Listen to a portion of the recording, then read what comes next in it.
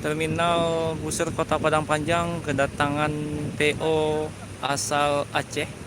Ada PO JRG yaitu PT Jasa Rahayu Gampung.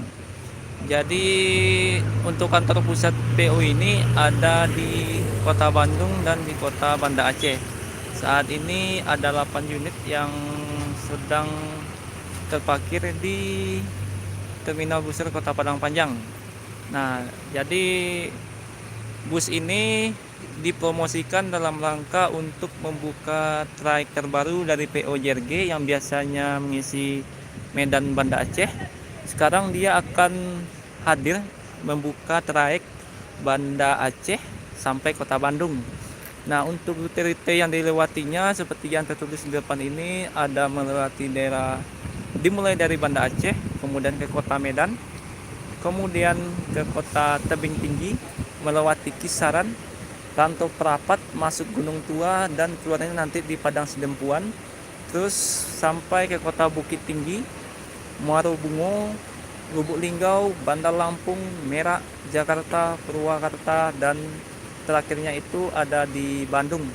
Jadi dia melewati daerah lintas tengah untuk trayek dari Padang sampai Jakarta dan Bandung.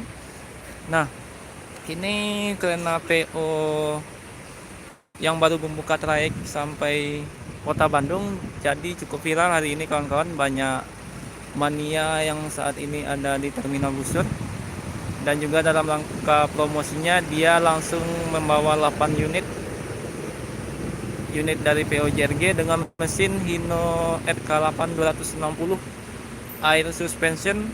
Jadi sudah tidak menggunakan suspensi per lagi, sudah menggunakan suspensi balon.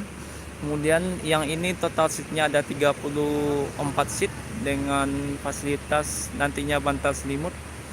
Kemudian dari segi bodinya ada Jetbus SHD 2 Plus. Di ujung sana ada Jetbus 3. Nah, kalau untuk toiletnya ada di tengah yang ini. Nah, nanti kawan-kawan saya akan upload hasil wawancara dengan para kru dan pengurus dari PO ini, jadi ditunggu saja di channel Lensa Sumatera. Nah, terima kasih yang sudah menonton. Assalamualaikum warahmatullahi wabarakatuh.